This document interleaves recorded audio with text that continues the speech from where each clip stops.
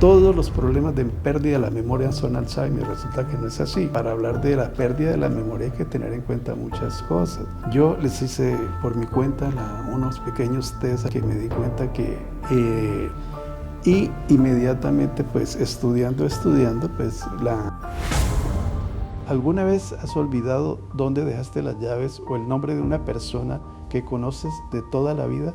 ¿O el nombre de un ser querido de tu familia como tu esposa, tus hijos? Es normal que esto pase de vez en cuando, pero si estos olvidos se vuelven frecuentes y empiezan a afectar tu vida diaria, podríamos estar hablando de algo más serio, una disfunción cognitiva.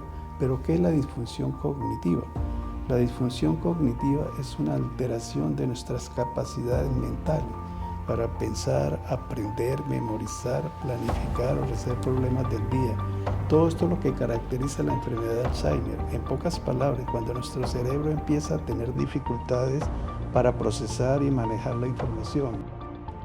Una de las causas más comunes, sobre todo a medida que envejecemos, son las demencias. Hoy conoceremos las más importantes. Hola, soy el Dr. Perdomo y hoy vamos a hablar de las demencias. Una de ellas, y quizá la más común, es la enfermedad de Alzheimer. Es una forma común de demencia. Es una enfermedad degenerativa común. En lo que caracteriza es el daño de la memoria inmediata. Esto significa que poco a poco va dañando el cerebro. Lo primero que suele afectar es la memoria a corto plazo, es decir, la capacidad de recordar lo que pasó hace unos minutos. Con el tiempo, también puede dificultar otras cosas importantes como reconocer las caras de personas, por ejemplo, ver a un familiar y no identificarlo, entender lo que se ve o ubicar objetos alrededor de uno. Por ejemplo, no saber dónde está un vaso aunque lo tenga enfrente. Esto no solo se trata de pensar o razonar, también incluye la capacidad de imaginar, aprender cosas nuevas y hacer actividades cotidianas.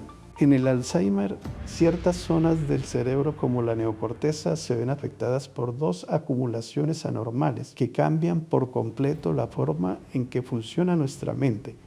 Por un lado están las placas de beta-amiloide y por otro los ovillos neurofibrilares que contienen la proteína tau. Ahora imagina tu cerebro como una gran red de cables eléctricos. Cada neurona sería uno de esos cables encargados de transmitir señales. Pero cuando aparecen las placas de beta-amiloide, es como si pegotes de mugre o costras se acumularan entre los cables, bloqueando la corriente y evitando que la electricidad pase de un cable a otro. Dentro de cada cable también ocurren problemas. La proteína tau se daña, los alambres internos se enredan y forman nudo. Eso hace que el cable deje de funcionar y con el tiempo se queme o deje de transmitir. Un dato alarmante es que la frecuencia del Alzheimer se duplica cada 5 años después de los 60. Por eso es tan importante entender cómo funciona y buscar maneras de cuidar nuestro cerebro a tiempo. La segunda demencia es la vascular. Es un tipo de demencia causada por problemas en la circulación sanguínea del cerebro. Se produce cuando pequeños accidentes cerebrovasculares o mini derrames van dañando diferentes áreas del cerebro de manera repetida y progresiva. Los síntomas dependen de la zona del cerebro donde ocurre el daño. La tercera demencia lo que caracteriza es la llamada demencia de los cuerpos de Lewy. Es la segunda demencia más común después del Alzheimer. Se desarrolla cuando se acumulan depósitos de una proteína llamada alfa-sinucleína en las neuronas del cerebro que la bloquean su funcionamiento y produce su muerte. Se caracteriza por problemas para reconocer espacios y formas, dificultad para realizar tareas, alucinaciones visuales y síntomas similares al Parkinson. En muchos casos puede coexistir con la enfermedad de Alzheimer. La cuarta demencia compromete el lóbulo frontal y temporal del cerebro. Es un síndrome causado por la degeneración del lóbulo frontal y temporal del cerebro. Puede generar cambios de la personalidad, pérdida en la empatía, impulsividad, interés excesivo por ciertos alimentos y problemas del lenguaje. suele aparecer alrededor de los 60 años y muchas veces tiene un origen genético. Esta enfermedad no siempre se presenta igual. Existen 3 variantes principales. La primera es la conductual. Aquí cambian la forma de pensar y actuar.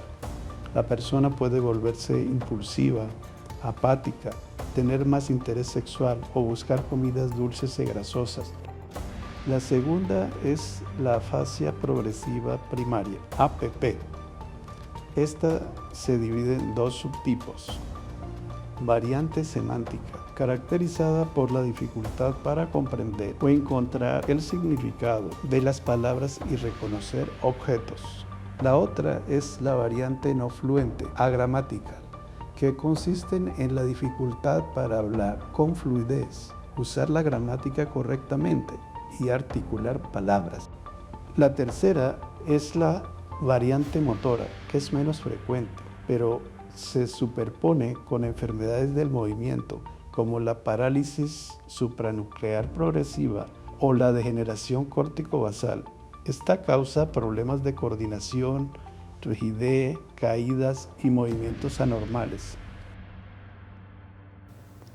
Ya que estamos hablando de la pérdida de la memoria, voy a contarles mi experiencia personal como médico practicante en los Estados Unidos.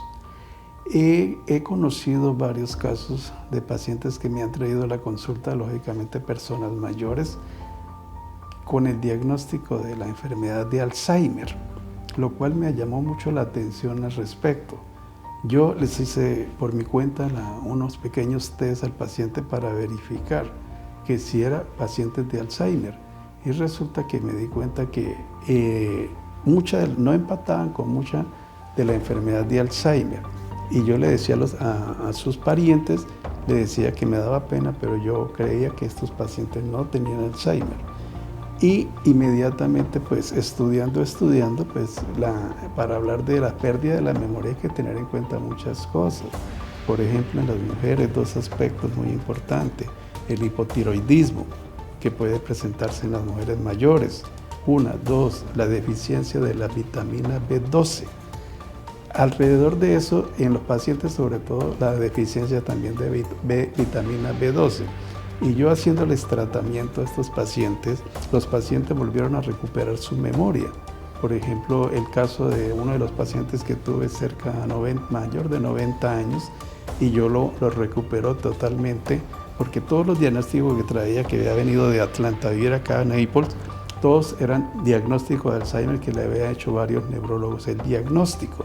Y yo, con sola vitamina B12 y las vitaminas de complejo B, como la B1, B6, ácido fólico, el paciente recuperó su memoria al cabo de 6 meses.